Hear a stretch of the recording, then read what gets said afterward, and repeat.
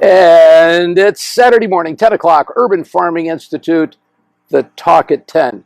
If this is your first time dropping by, this is a place where you can find out about all kinds of tips, strategies, and techniques for producing a much more successful garden, especially now as we go into the summer. And today's talk is about the 5 important keys to establishing your garden, setting it up so that you'll be really successful as we go through the summer season. So let's start with some basic information. Here's where we start when we go in the garden, and hopefully all of you go in the garden every day. Some of you I know have very small gardens. The gardens that we have here at UFI and Oakland Park, for example, in the community garden, they're all 4x8. We have 55 of them, and it's the largest community garden in Broward County. It's really an amazing, busy place. And they're all put together the same way. And they're 4x8, 4 feet by 8 feet, 32 square feet of growing space. And if you have any interest in gardening, this is a great place to learn gardening. And you can sign up for Garden Bed on the city's website, City of Oakland Park. Just go to Parks and Leisure Services, and you can pay your fee there and come on over and join the gardening community that we have here. Open 7 days a week, so it's pretty good.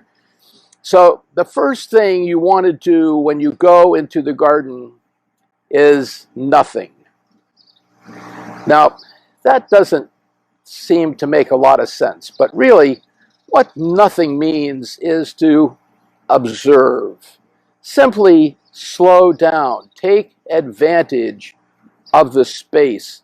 Know the space. The garden is going to tell you a tremendous amount about what's going on, and it's going to do that within just the first few minutes. If you move into the garden too quickly, you'll miss many of the signs that have occurred in the garden since you were there the day before. A lot of stuff happens at night, and you want to be able to take advantage of this story that the garden is going to tell you. And depending on where you are in your growing season, there are many stories that the garden will tell. Some will be more elaborate than others, but the idea is to simply observe. Know your garden. Big gardens, walk around, cup of coffee, cup of tea, enjoy the morning hour as you get ready to begin your gardening day. Or here, just simply observe, and you're going to have a very, very successful experience. It's going to be a very good thing for you to do, and of course it's going to be good for your garden. So first thing, tip number 1, observe. The second thing we want to do is reduce stress. It's very important to know that during the course of the growing period that your plants are going to come under huge amounts of stress. You cannot imagine the amount of stress that is going to occur. You can take a look at your garden at the end of the day and it's kind of beat up and it's, oh my, it doesn't look really great because it's been out there fighting the elements all day long.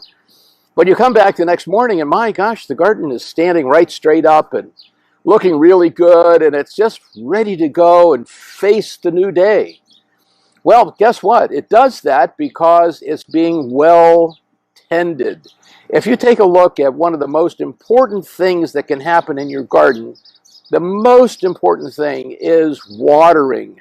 Being able to reduce stress in your plants can be accomplished very easily, and the number 1 reducer of that stress is hydration, and we get that hydration by simply watering. When to water? Best time, early in the morning. As early as you can possibly water, you should water. And how to water? Do you water from the top and get the leaves all wet? Nah, probably not a good idea. Idea is water in the root zone. One of the techniques I use here is to water very quickly, move through the garden, go do something else, and come back a few minutes later and water again. This gives you an opportunity to develop a really good saturation of water into the root zone. Of course, you have techniques that you can use. You can use the digital water meter, which we all carry with us, and it's worth, depending on who you are, a lot of money. And it's called the index finger. This actually works really very well. And you'll find that and many times you're only getting maybe the top half inch of water. That's why I like that water and then come back and water again, because you can get that really good saturation.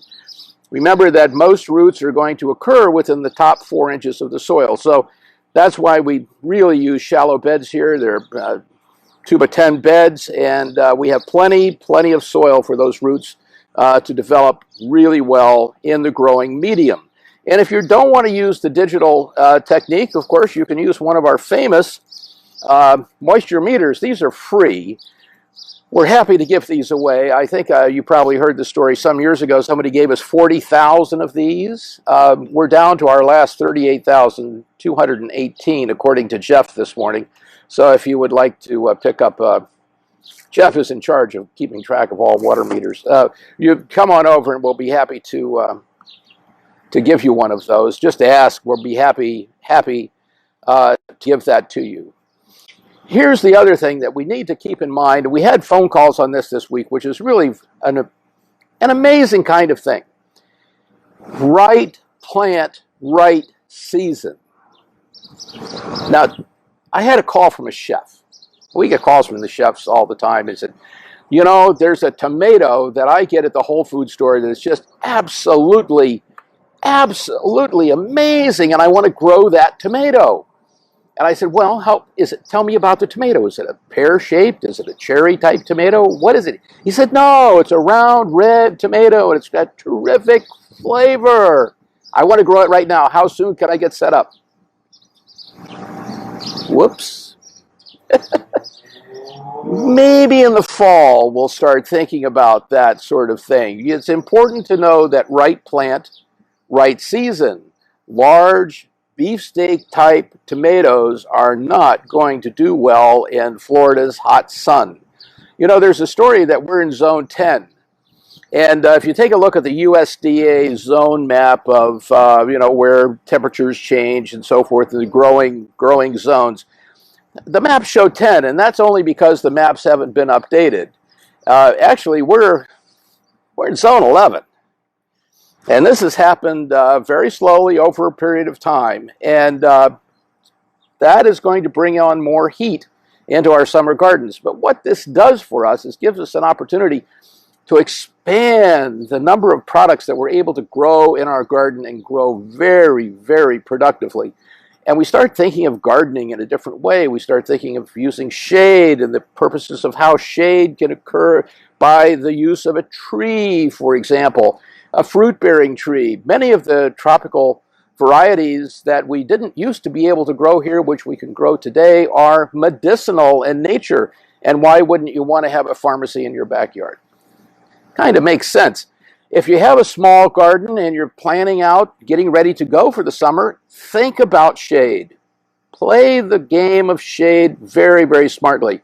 Remember that our sun right now here at UFI is just directly over us. And the sun is now going to continue, because the days are going to start getting shorter. The sun is going to start moving further to our south. And as that happens, the bed is going to become more shadowy as the summer progresses. So our beds here face east and west. In order for us to take advantage of shade, we would plant taller plants on the south side of the bed, like beans, for example.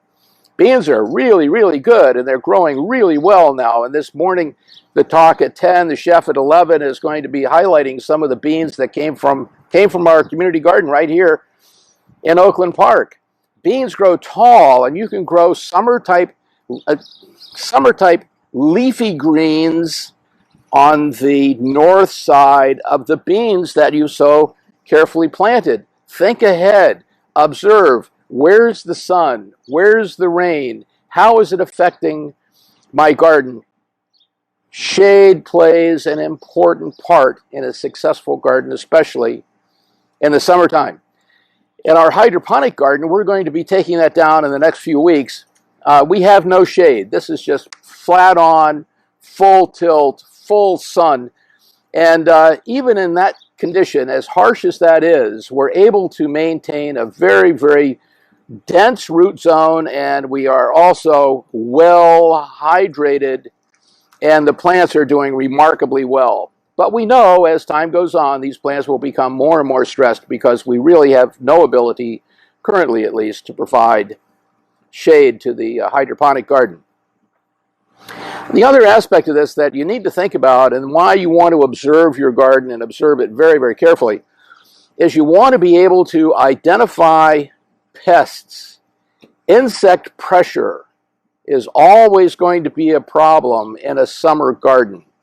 And if you identify your pests early, you're going to be able to manage them much more successfully. One of the best plants for summer is eggplant. And guess what? Hornworms love eggplant. In the fall, we'll see them in tomatoes. But here we're going to see them in eggplant. And by George, if remember, that big worm that's consuming your plant was just about half the size of a BB at one time. And if you're able to identify those very, very, very small insect, thinking of that as a caterpillar, and identifying that as a potential threat to your garden, you'll be able to much more effectively manage that insect pressure. Of course, disease pressure is going to be a part of the story, but by keeping your garden well hydrated, observing very carefully, if you have questions, of course, you can always call, and or better yet, just send us a text message. The phone that we use for UFI is text, and you just text in a message, and we're pretty good about responding to those texts. The best way that you can learn about this kind of thing is to subscribe to our newsletter, ufi.us.org. That's our website. You can sign up for the newsletter right there. And it's free. It comes out on Fridays, and it has very good information about what's going to happen with the Talk at 10, the Chef at 11, and of course what's happening in the garden throughout the summer growing period. That's free, so by all means, sign up. It's going to be worthwhile doing that sort of thing. And so, bonus tip number 6, and this is really an important bonus tip. Remember now, we've done the 5. We want to observe, we want to reduce plant stress, we want to have the right plant in the right season, we want to think about shade and manage our insect and disease pressures early. And for the bonus, I have to tell you that this is a great bonus. Take care of yourself. If you're not taking care of yourself, you're not going to be taking care of your garden. And I can tell you that the heat can overcome you in the garden. One of the things I like to do is enjoy a glass of kombucha. Now look at this. This is vintage kombucha. It's made by Ivan. Ivan is here this morning, just dropped by and brought us a few bottles of kombucha. Vintage kombucha. This is locally brewed, put together really, really well. It's not something that somebody made in their kitchen, and it varies from batch to batch. No, this is a real professional brewing operation, and Ivan does a terrific job. This flavor right here is cocoa hibiscus. Oh my, and I think this is moringa. So as we get ready to go back into the garden, or actually I think we're going to go inside and wait for the Chef at 11, we want to invite you to join us here online at the Urban Farming Institute. And of course, you can sign up for your garden through the City of Oakland Park webpage, Parks and Leisure Services. Just take a look. They'll be happy to help you there. And that's all, of course, online. And you'll be able to find these videos that we're doing on Facebook Live. You'll find these shortly popping up on our UFI Urban Farming Institute Facebook channel or our YouTube channel. And soon, Instagram. So there we go. So I'm going to go inside, enjoy a little kombucha, and thank you so much for being with us today, remembering that today is the best day to plant a seed. Enjoy.